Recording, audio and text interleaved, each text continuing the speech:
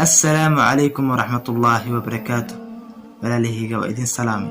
سلامك صوق ذي قلبك waxaan rajeynayaa caafimaad u qabo inaad caafimaad u qabto maamaha waa mashquulay laakiin waan soo noqday alxamdulillah kadib maanta waxaan rabaa inaan la wadaago qisooyinkii saxaabiyaashii galay jannada waqtigii nabi maxamed sallallahu alayhi wasallam waxaa jiray laba nin oo dar ilaahay isku jecel oo wax walba amal kasta ay sameynayaan ay ku tartamayaan haday noqoto sadaqada haday noqoto salaada haday noqoto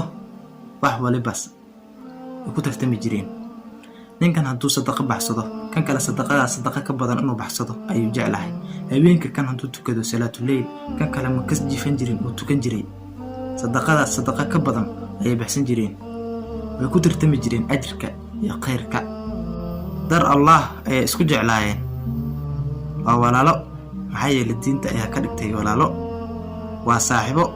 maxay yeelay ilaahay dartiisa ay saaxiibo ku yihiin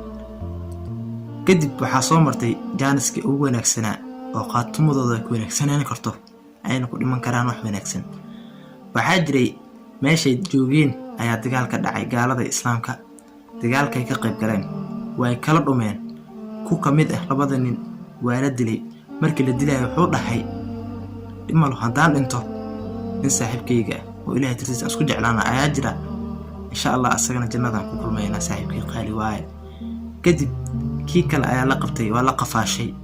meeshii dadka markii la qafaashay waa la geeyay kadib markii la dilayay oo asagana wax yar ka dhiman dhimashadiisa wuxuu dhahay hadaad idishaan nin saaxiibkay ayaa jira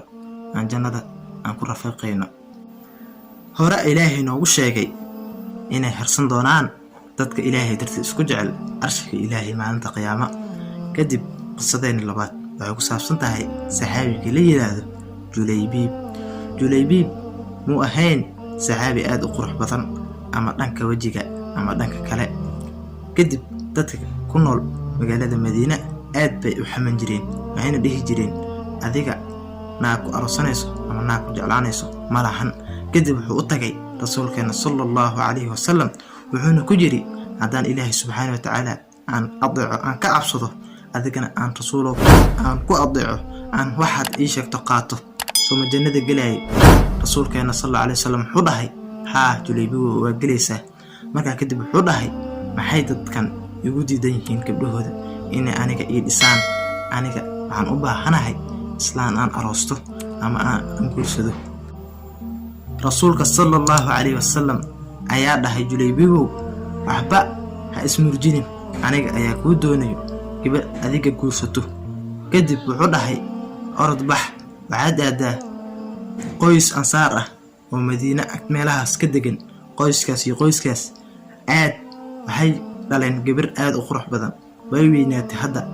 u tag waxaana dhahdaa waxaan ka socdaa rasuulka sallallahu alayhi wasallam waxaana dhahdaa wuxuu rabaa gabadhiina markuu dhahay islaanti way ashahaadatay laa ilaaha illa allah muhammad rasuul sallallahu alayhi wasallam faraxdin darteeda maxay rasuulka sallallahu alayhi wasallam way jeclaayeen dadkaasi inay ay gabadhooda u daraan dad kasta way ku faani jireen kadib wuxuu dhahay rasuulka wuxuu doonayaa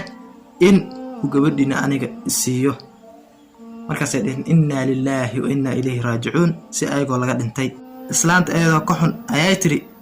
muxuu noqon Abu Bakr Siddiq muxuu noqon Umar bin Khattab Ali bin Abi Talib Uthman bin Affan midkood muxuu noqon oo Julaybiib adiga u noqotay kadib gabadhi ayaa maqashay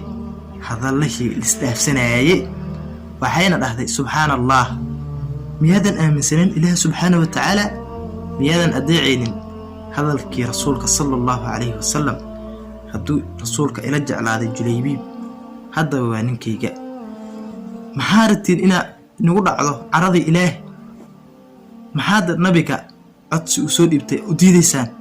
kadib way iskarteen wayna siiyeen uu aroostay Julaybiib gabadhii ma sha Allah arooskooda aroos weyn ayaa ka dhacay rasuulka sallallahu alayhi wasallam uu duceeyay ilaahay nabad ka dhigo dhahay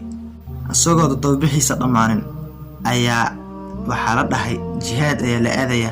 jihaadkii ay ka qayb galay Julaybiib kadib jihaadkaas ayaa lagu dilay rasuulka sallallahu alayhi wasallam. dadka markay soo gadoomeen muslimiinta ay soo guuleysteen wuxuu xasuustay Julaybiib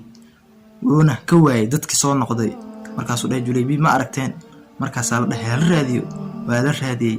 waaba asagoo dhintay mar hore. markaasuu intuu hab siiyey wajigiisa carrada iyo dhooqada ka titiray ayuu wejiga ka dhunkaday. ayuu dhahay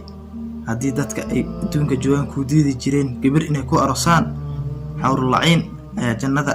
ilaahay kugu aroosayaa insha Allah Julaybiib. kadib qisadeena meeshan ay ku egtahay walaalayaal. videogeeni halkan ayuu ku egyahay walaalayaal. khayr ayaa idin rajeynayaa meel walba aad joogtaan. nabadgelyo insha Allah. waa inoo videoga xiga.